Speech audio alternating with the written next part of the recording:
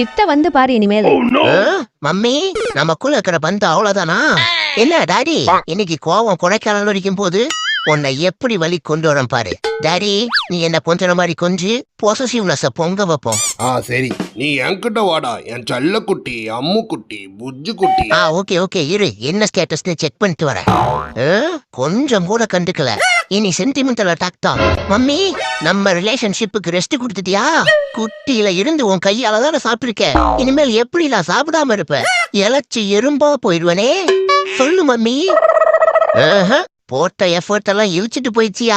என்ன பண்ணுவேன்? சரி சரி என் செல்ல குட்டி. சும்மாரியா நான் சீரியஸாவே சோகமாயிட்டேன். என் புஜ்ஜு குட்டி. அட சும்மாரியாங்கிறல்ல அங்க பாரு.